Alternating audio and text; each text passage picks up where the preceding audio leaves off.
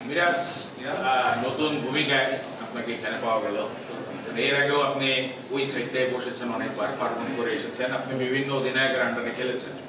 তো নানা সময় আমরা আপনার মুখে শুনেছি যে যখন যে ক্যাপ্টেন ছিল যে তামিম ভাই বলেছেন এভাবে খেলতে, সাকিব ভাই, মাশরাফি ভাই।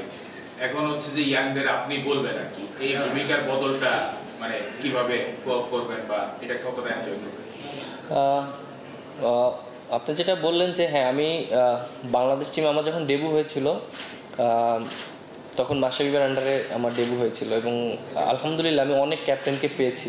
সো এটা অবশ্যই আমার জন্য একটা ভালো লাগার বিষয় যে তাদের কাছ থেকে অনেক কিছু শিখতে পেরেছি, যেটা আমি হয়তো আমার এই ক্যাপ্টেন্সিতে কাজে লাগাতে পারবো। এখন শেখাতে হবে, সেই জায়গাটাতে নিজেকে কোন জায়গায় দিচ্ছেন?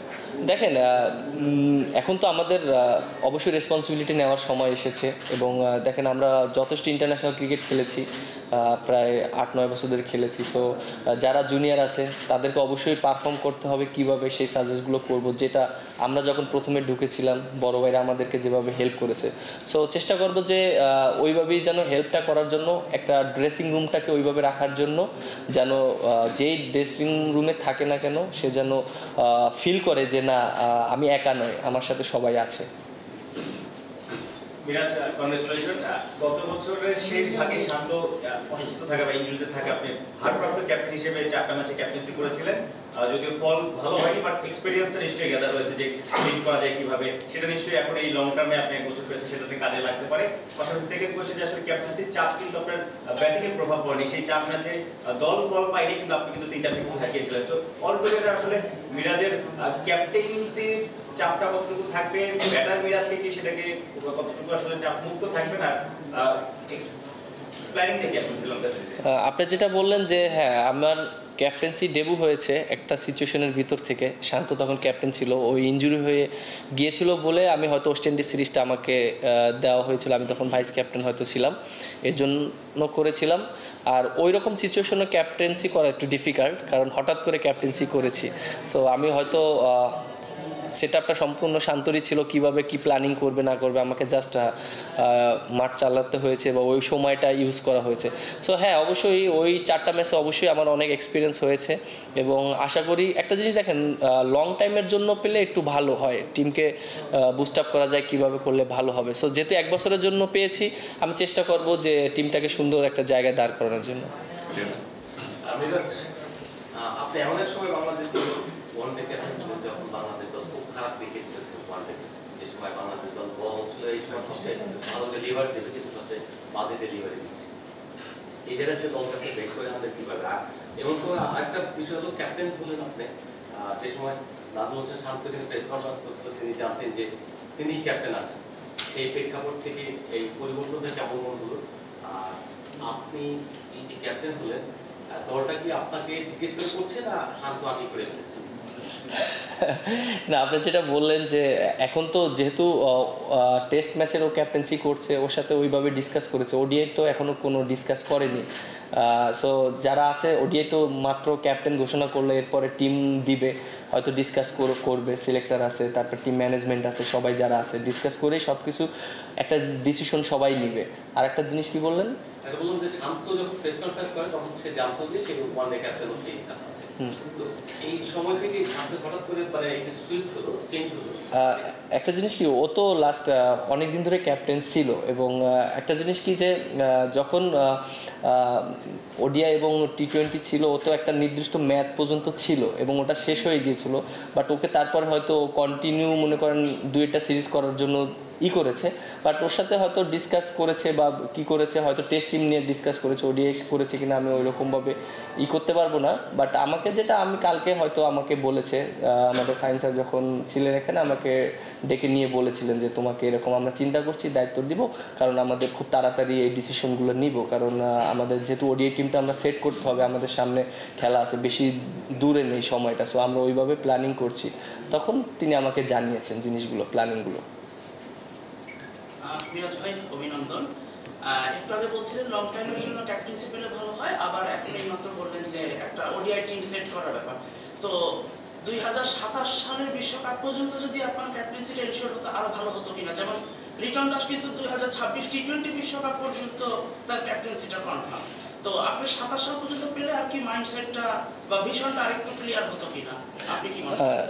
না, আপনি দেখেন যে যেটা আপনি বলেছেন, বেশি লং টাইম থাকলে তো ভীষণটা ভালো থাকে, যেহেতু ওডিআই সামনে ওয়ার্ল্ড কাপ, আর এটা সম্পূর্ণ একটা বোর্ডে তারা কিভাবে চিন্তা করছে, যেহেতু হয়তো টিমটা একটু মনে করেন এখন আমরা একটু স্ট্রাগল করছি ওডিআইতে, হয়তো চিন্তা করছে যে না একটা বছর আমরা একটা জায়গায় দাঁড় করাই ওডিআই টিমটাকে, সো তারপরে হয়তো আমাদের নেক্সট স্টেপ বা প্ল্যানিংটা তারা এই জিনিসটা জানাতে পারবে যে জিনিসটা কিভাবে করবে, কন্টিনিউ করবে নাকি হয়তো করবে। সো এখন ডিপেন্ড করে আমাদের, যেহেতু একটা বছরে আমাদের ওডিআই অনেকগুলো খেলা আছে, সো আমাদের এখন সময় এসেছে ওডিআই টিমটা একটা জায়গায় দাঁড় করানো। কারণ আপনি দেখেন যে দুইজন সিনিয়র ক্রিকেটারও কিন্তু আমাদের ওডিআইতে মনে করেন তারা রিটায়ারমেন্ট করেছে।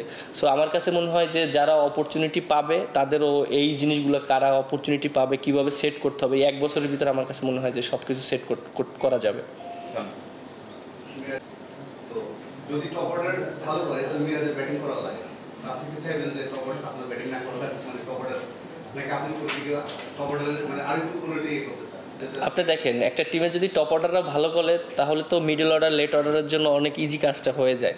সো অবশ্যই আমি অ্যাজ এ ক্যাপ্টেন হিসাবে চাবো যে ওডিআই টিমে যারা টপ অর্ডার ব্যাটসম্যান আছে তারা যেন স্কোর করে এবং ভালো করে, এবং দিন শেষে যেন আমরা রেজাল্ট করতে পারি। সো আমার কাছে এটা ম্যাটার করে না যে আমি ব্যাটিং পেলাম কি করলাম, বাট আমার কাছে যে জিনিসটা ম্যাটার করে যে দিন শেষে টিম রেজাল্ট করানোটা। সো আমার ওইটাই থাকবে এবং আমি ওইভাবেই প্ল্যানিং করব, চেষ্টা করব যে আমার ব্যাটিং নিয়ে আমি চিন্তিত না, সত্যি কথা বলতে। এরকম একটা আনন্দপূর্ণ আয়োজনের মাধ্যমে আসলে ঘোষণা করা হয়, যারা অধিনায়ক হয় তাদেরও ভালো লাগে। রেজাল্ট খারাপ করা শুরু করলে দেখা যায় যে সাংবাদিকদের প্রশ্ন একটু পাকা জানা শুরু হয়ে যায়, বা ওখানে যারা বসে থাকেন অধিনায়ক তাদেরও একটু মোটামুটি ইতস্ততা বা রাগান্বিত মানে এই বিষয়টা বাংলাদেশের বেশ কিছুদিন ধরে চলে আসছে। আপনি এই বিষয়টা যদি প্রস্তুত আছেন কিনা? আরেকটা বিষয় হলো মিরাজ, আপনি হচ্ছে শান্তর সঙ্গে, শান্ত আপনার অধীনে আন্ডার 19 খেলছে বা এখানে আপনি খেলছেন, ওর সঙ্গে গতকাল আপনি কথা হয়েছে কিনা? আপনি যে কোশ্চেনটা করলেন, আমরা যে কাজটা করি এটা কিন্তু আমাদের জন্য, কিন্তু আপনি দেখেন যে আমরা ভালো করলে কিন্তু আপনারাই কিন্তু করেন, প্রশংসা করেন, এবং খারাপ করলে কিন্তু আপনারাই সমালোচনা করেন। সো আমাদের কাজটা অনেক এইরকমই। সো আমরা চেষ্টা করি ভালো ক্রিকেট খেলার জন্য। সো এরকম না যে আপনারা শুধু সমালোচনাই করেন, আমরা যখন ভালো ক্রিকেট খেলি তখন তো করেন, যে আমাদের সাপোর্টও করেন। সো আমার কাছে মনে হয় যে আমরা মেন্টালি সবসময় প্রিপেয়ার থাকি, যে মনে করেন যে সিচুয়েশন থাকুক তখন হ্যান্ডেল করার জন্য। কারণ মাঠের সিচুয়েশন তো অনেক সময় অনেক টাফ থাকে, আপনি 22 গজে অত ইজি না ক্রিকেট খেলাটা, বাট ওইখানে মেন্টাল টাফনেসটা অনেক ইম্পর্টেন্ট। শান্তর সাথে হ্যাঁ কথা হয়েছে। একটা জিনিস দেখেন, শান্ত আর আমি তো ছোটোবেলা থেকে একসাথেই ক্রিকেট খেলেছি, আন্ডার 15 থেকে আমরা একসাথে আছি। তা আমাদের কাছে যে জিনিসটা মনে হয় যে ক্যাপ্টেন ডাজেন্ট ম্যাটার, আমাদের টিম হয়ে খেলাটা ইম্পর্টেন্ট। এবং ওর সাথে যখনই কথা হয়েছে আমরা দুজনে একই ডিসকাস করেছি যে আমরা বাংলাদেশটাকে কত দূর নিয়ে যেতে পারি, কারণ এর আগে সিনিয়র প্লেয়ার যারা ছিল তারা কিন্তু একটা স্টেজে নিয়ে এসেছে। সো আমাদের দায়িত্ব এখন, রেসপন্সিবিলিটি, আমরাই একটা জায়গায় বাংলাদেশ টিমটাকে দাঁড় করাতে চাই। সো সাময়িক সময় আমরা একটু খারাপ পারফরমেন্স করছি এবং আমাদের খারাপ যাচ্ছে, এটা আমরা সবাই জানি, আপনারাও জানেন। সো আশা করি যে এই সময়টা খুব দ্রুত কেটে আসবে ইনশাআল্লাহ, আমি এটা বিশ্বাস করি। মানে গতকাল তো বাংলাদেশে উইকেটিং দিচ্ছিল, মানে কোনো বোর্ড মিটিং হয় নাই, মানে নর্মাল বোর্ড মিটিং, একটা ক্যাপ্টেন চেঞ্জ হয়ে গেছে। আর আপনি কি বিশ্বাস করেন যে আপনি 1 বছর মানে ক্যাপ্টেন্সি করতে পারবেন, নাকি ওয়ান ফাইন মর্নিং বোর্ড মানে একটা ইনসিকিউরিটি থাকে যে এইভাবে ক্যাপ্টেন্সি চেঞ্জ হয়? আপনি যেটা বললেন আমি এটা আসলে জানি না যে তারা কীভাবে করেছে, যেভাবে ডিসিশন নিয়েছে। আসলে বোর্ড মিটিংয়ের মাধ্যমেই তো ডিসিশনটা নেয়, কেউ তো একা নিতে পারে না, আমি যতটুকু জানি। বোর্ড মিটিংটা বোর্ডে হয়, মানে জুমে কখনো এসে প্রথম বাংলাদেশ হয়েছে ক্যাপ্টেন চেঞ্জ। ও আচ্ছা, জি। এখন হয়তো একটা বোর্ড অফ ডিসকাশনে থাকে যে ক্যাপ্টেন ডিসকাস থাকে, একটা মানে উদ্বোধন পরিস্থিতিতে বলছে। আমি জানতে চাচ্ছি যে এই যে যেভাবে ক্যাপ্টেন্সি চেঞ্জ হলো, আর আপনার ক্ষেত্রে ওয়ান ফাইন মর্নিং যদি মনে হয় যে আপনাকে আর হচ্ছে না, মানে এইটাও কি মাথায় থাকবে যে এভাবে ক্যাপ্টেন্সি বদল হয় হঠাৎ করে? দেখেন, অনেক সিচুয়েশন তো ঘটে এবং আমরা তো সবাই জানি সিচুয়েশন কিভাবে ঘটে। সো আমার কাছে মনে হয় আমরা সবাই মেন্টালি ওইভাবে প্রিপারেশন নেই সবসময়। আর সেকেন্ড প্রশ্ন, গতকালকে একটা ইন্টারভিউতে আপনি বলছেন সাকিব আল হাসানের সাথে পিএসএল এ আপনার কথা হচ্ছে, কি কথা হয়েছে একটু যদি কোনো ধরনের তাই না, সাকিব ভাইয়ের সাথে যেটা কথা হয়েছিল, আমরা একসাথে পিএসএল এ খেলেছি এবং বাংলাদেশ ক্রিকেট নিয়ে অনেক কথা হয়েছে এবং অবশ্যই সে মন থেকে চায় বাংলাদেশ ক্রিকেটটা এগিয়ে যাক এবং বাংলাদেশের যারা এখন নতুন উঠতি প্লেয়ার আছে তারা যেন ভালো ক্রিকেট খেলে এবং বলেছে যে অবশ্যই দল হিসেবে একত্রে খেলতে হবে, কারণ যখনই বাংলাদেশ টিম একসাথে পারফর্ম করে সবাই তখন রেজাল্ট করা শুরু হয়। সো ওই সাজেস্টগুলো আমাকে করেছিল ওই সময়। কঠিন একটা সময় দায়িত্ব নিয়েছেন, আসলে সাহসিকতার ব্যাপার। মাশরাফি ভাইও কিন্তু 2015 ডিসেম্বরে এভাবেই দায়িত্ব নিয়েছিলেন যখন বাংলাদেশ ছোট ছোট দলের কাছে হারতো। তারপর তিনি সফল হয়েছেন এবং একটা রিমার্কেবল জায়গা বাংলাদেশকে রেখে গেছেন। তার নেতৃত্বে অনেকদিন খেলেছেন, আমাদের সফল একজন ক্যাপ্টেন ছিলেন। তার ইনফ্লুয়েন্স আপনার ক্যাপ্টেন্সিতে কতটুকু থাকবে, বা তারপর তামিম ইকবাল ছিলেন, তিনিও ভালো করেছেন, সাকিব আল হাসান বিভিন্ন সময়ে ছিলেন। তো এই তিনজনের কাছ থেকে আপনি ক্যাপ্টেন্সির কোন কোন বিষয়গুলো নিতে চান বা আপনার ভিতরে অনুভব?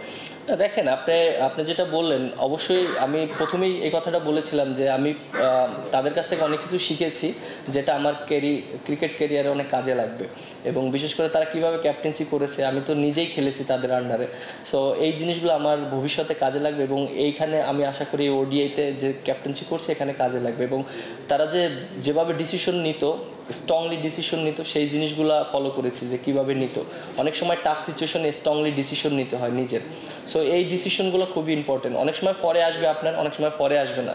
সো আপনি ওই ডিসিশনটা কীভাবে নিচ্ছেন এইটাই ইম্পর্টেন্ট। আমার কোশ্চেন একটা